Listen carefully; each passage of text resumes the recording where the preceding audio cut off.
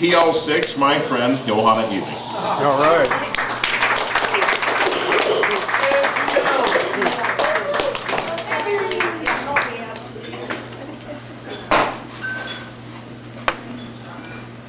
Good afternoon. Thanks everyone for being here, poets and poetry lovers.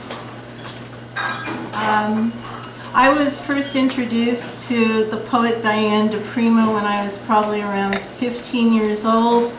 I was locked up in a private girls' school, and my best friend was a crazy woman with red hair. She loved Janice and she loved Diane DePrima.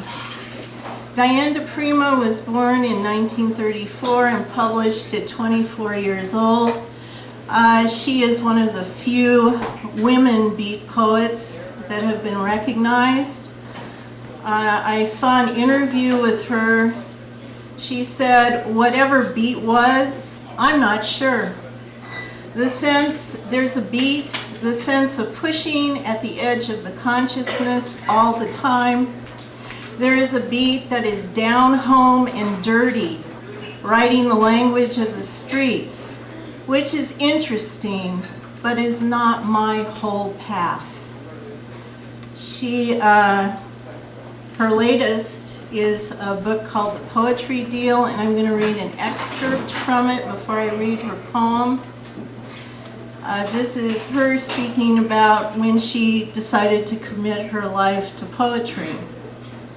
I had begun writing poetry when I was 7. I never stopped, but I was twice that age, 14, when I gave myself wholeheartedly to the poem.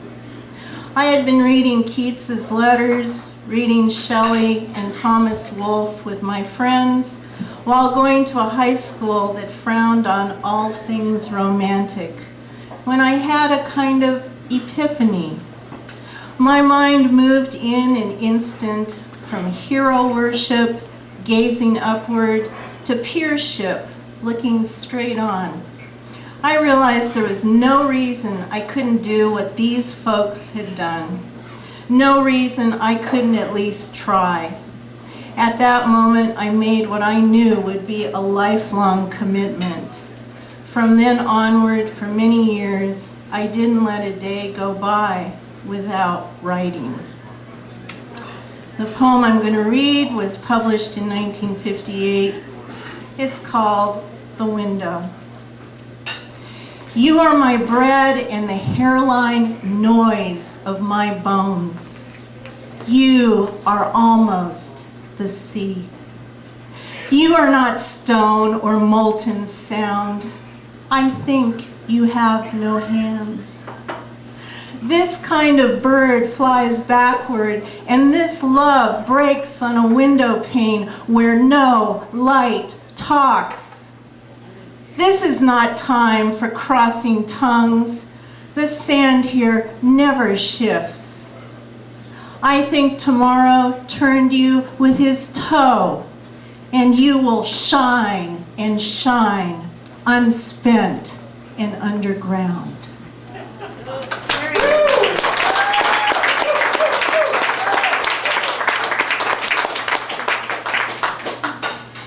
The San Francisco I came to in 1968 was welcoming and sweet, as it was tough and scary. Your writing helped bring all this about, Peter Berg had said to me 2 months before. Now he said, come and enjoy the fruits. It was hardly that simple, and I knew it. But the possibility of actualizing some of the dreams I'd absorbed from my anarchist grandfather and hung on to ever since, the chance to actually act on what I believed in, to take a shot at creating the world as we dreamed it, made me eager to join these amazing folks, poets, diggers, panthers, zennies, outriders, and rebels of all sorts, in the hope-filled and wild experiment that was bubbling away in this city, 1968.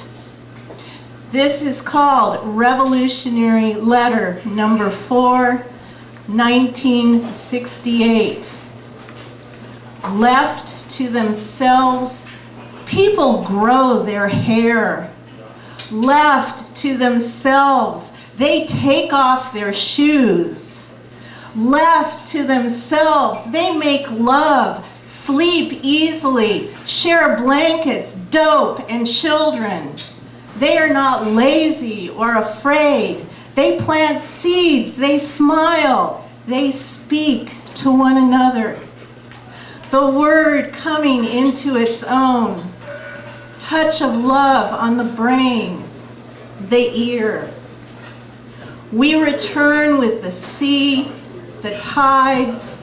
We return as often as leaves, as numerous as grass, gentle, insistent. We remember the way. Our babes toddle barefoot through the cities of the universe. Thank you.